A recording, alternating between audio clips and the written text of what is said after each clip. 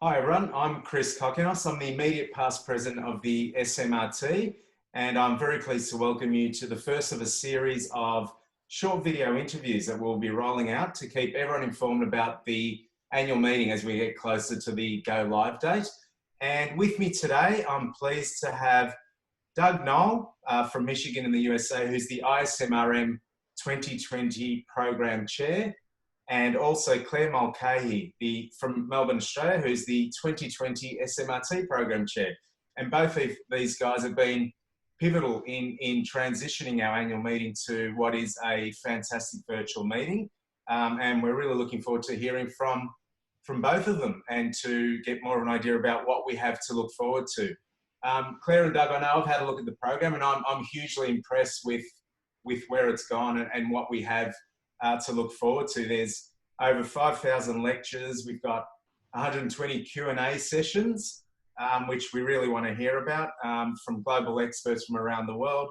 We have 50 CME credits, over 25 hours of CE credits. So it seems to me there's a massive amount of content and lots of great stuff for people to look forward to. So I really want to hear from you. And to begin with, what do you think is the most exciting part of this annual meeting? Well, from my perspective, one of the most exciting things is that we actually have not lost most of the content. So in fact, these 5,000 scientific lectures that you alluded to are actually going to be there. They're going to be there actually 2 weeks before the meeting, and you'll be for you to start perusing that content. In addition to the scientific lectures and the posters and the scientific lectures, we actually have about 360 some educational lectures that amount to almost 180 hours of content, of educational content, some of which is continuing education certified, some is not, but all kind of a didactic educational type format. So I think we actually have a fabulous program in terms of the content. The other thing I'd like to briefly mention is at least from the ISMRM program is the education, it's the plenary lectures are going to again be available, and we have a great lineup of those as well. I can tell you about those in a little bit. Claire? Well, I'm really excited that this year our meeting has increased in size. We've gone from a weekend conference to a 7-day round-the-clock conference, and people who register for our conference will have access to the ISMRM content as well. So we've greatly increased the educational value for attending our international meeting. And I think also increased the availability or access to this kind of educational content. The price point, for example, that the meeting is, well, registration costs are a lot lower than the usual annual meeting. So I think that increases the opportunity for more people to attend. And also, as Doug alluded to, the ability to stream content at your convenience is really convenient for radiographers and MR techs who often don't get the chance to get time off work to attend meetings like this. So I think it's a fabulous opportunity this year for a lot more people to attend and to integrate with each other and to have access to this great information. Yeah, I think that's a really important aspect of it, Doug and Claire. The fact that you can access the content ahead of time, you can view it in the comfort of your own home, you can be ready and prepared. And then, of course, the actual meeting itself, when it goes live, will consist of a lot of QA content, the ability of people to connect and ask questions of the lecturers and moderators. Is that correct? That's right. So at this meeting, in order to catch the scientific lectures, you're actually going to have to take the initiative and actually use the search facilities or look through the sessions and find content that you would like to see and actually see it during the time leading up to actually the week itself. So the 2 weeks before the meeting should be busy for you, I might add. And then during the week of the meeting, there will be live Q&A sessions where the moderators from the scientific sessions and the speakers will be available to answer questions from the audience, from the moderators, and hopefully a very lively discussion. Fantastic. And I think, again, having access to these MR experts in that sort of forum is fantastic and something that's unprecedented. And I might add, I think a lot of people, due to the unfortunate circumstances at the moment in the world, will have a lot of time to be able to actually get on and look at a lot of this content, like you say, Doug, and view that in advance. And Claire, I know with the SMRT meeting, there are some international forums this year for the first time ever. Is that correct? Do you mind telling us a bit about that? Yeah, they're a really exciting new initiative of our meeting this year. We've organised a number of these international clinical forums or sessions, and they're organised by members from around the world. So the live Q&A will be in times that are relevant to their time zone, and the topics of the sessions are topics that are relevant to the region. And a lot of them will be in the languages native to the region as well. So as we're a global organisation, I think it's really exciting and really important that we're acknowledging our international community. And yeah, I think this should be really, really exciting for members to view. Excellent.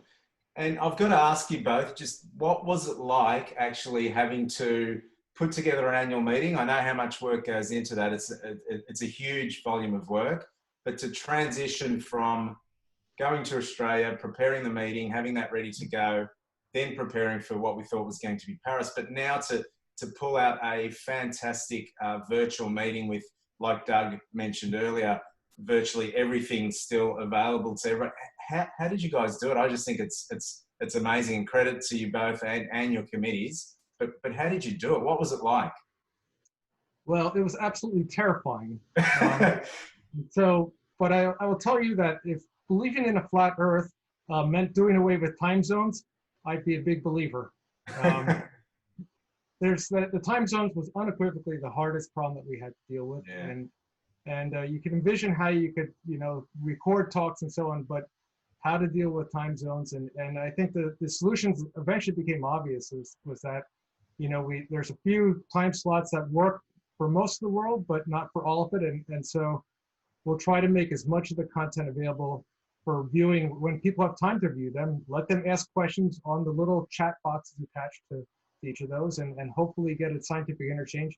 And then if you can't make the live sessions, then those will all be recorded and be able to catch those later. So I think many of the decisions, as we struggled with it, eventually became obvious. Yeah, absolutely great result, I think, having a look at the program myself. And Claire, from our perspective, I think there is content from an SMRT perspective. There's content available at different times that people can actually see. And I know that's in relation to the international forums. Is that correct? There'll be stuff happening round the clock. Is that correct? Yeah, that's right. We've tried to repeat our educational sessions. Each one's repeated twice in a different time zone to try and allow for people to get on whenever they can. So there'll always be something that might be of interest to them. And we've just tried to get something around the clock. And like Doug said, it's really difficult to show everything to everyone at all times. But we've done our best to try and get as much active, interactive time for everyone as possible. And we've tried to also incorporate social networking events within our program as well, to try and get people interacting with each other, because we believe that the social aspect of the meeting is also really important, and we don't want people to miss out on that just because the meeting's online this year.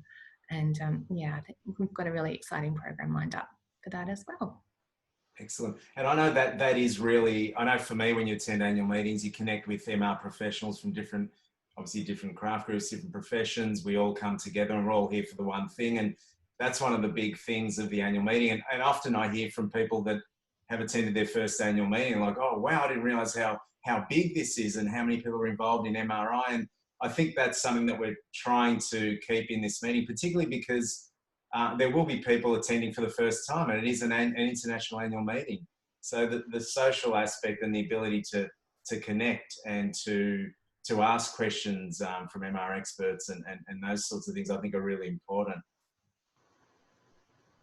Excellent. So, Doug, what would you say, in your opinion, is now I should ask this carefully because I think the whole thing's a highlight, but what would you say, what are some of the highlights? What should people look forward to with regard to the meeting? You know, going virtual, what are the benefits of having transitioned from a normal meeting, if I can call that, to a virtual meeting? Right. So one of the things that we thought we might miss at a virtual meeting is when you bump into someone and you say, yeah, hey, what did you like at this meeting? And so we've actually created a session, and you said highlights. We actually created a session that we call meeting highlights, so which are going to happen on Friday. So usually the meeting ends Thursday night at a grand party, and this time we're actually having some Friday content where we have a collection of distinguished people from the field who will, in most cases, are going to be chatting about things that they thought were exciting about the meeting. And so I'm hoping for many people that's going to replace the bumping into someone and say, hey, what did you like? Yeah. We'll hopefully be able to do that. Excellent. That sounds great. And Claire, from your perspective, what can people look forward to in the content that's going to be available? I think hours and hours of fantastic education. It's the chance to get all of your CE credits, CME, CPD, all in one meeting. There's the chance to listen to world experts in the field talking about their specialities, the chance to ask questions. A lot of people feel a bit too shy at a regular meeting or a bit unsure whether their question's a bit silly, whereas in this format, I think it's a lot easier to ask questions and interact. You have time to view the content beforehand so you can be familiar with it and think about it before the live sessions. So they're a lot more engaging and interesting, and then probably make a bit more sense because you've had time for things to sink in. The international sessions are going to be really exciting. Where they're going to be in languages like Mandarin, Portuguese, Spanish, Japanese, Greek. We've got all of the social events that should be really exciting. We've got a physics masterclass with Martin Graves, which I think is a fantastic educational content in itself. 7 sessions of MR physics, which is great reminder or education or teaching tool as well.